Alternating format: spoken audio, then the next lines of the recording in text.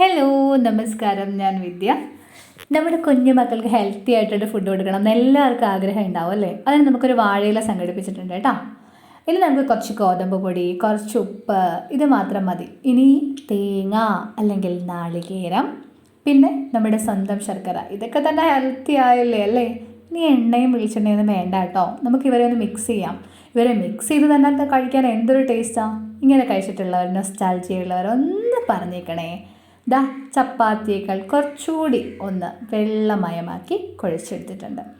ഇനി നമ്മുടെ വാഴയില കുളിച്ച് കുട്ടപ്പനായിട്ട് വന്നിട്ടുണ്ട്. പാത്രം എടുത്ത് ചൂടാവാൻ വെക്കാനേ.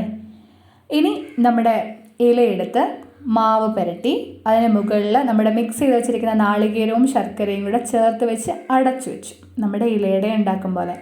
ഇനി നമ്മൾ ചുട്ടെടുക്കുക ചെയ്യുന്നത്, സ്റ്റീം ചെയ്യുകയല്ല.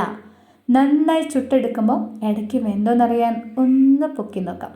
ദാ ഇലയൊന്ന് മറിച്ച് നോക്കിക്കേ, നല്ല ജ്യൂസി ആയിട്ടുള്ള നല്ല ഒരു സൂപ്പർ സാധനം കാണണോ?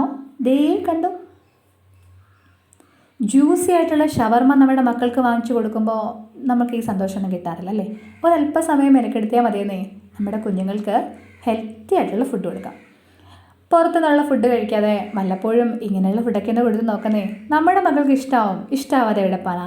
എന്തായാലും ഞാൻ എൻ്റെ കുഞ്ഞിപ്പെണ്ണിന് ഒരെണ്ണം കൊടുത്തിട്ടുണ്ട് കേട്ടോ. നോക്കട്ടെ എന്താണെന്ന്. കൊള്ളാമെന്നൊക്കെ പറയുന്നുണ്ട്. ഇഷ്ടമായി ലൈക്ക് ചെയ്യാൻ മറക്കല്ലേ. Thank you.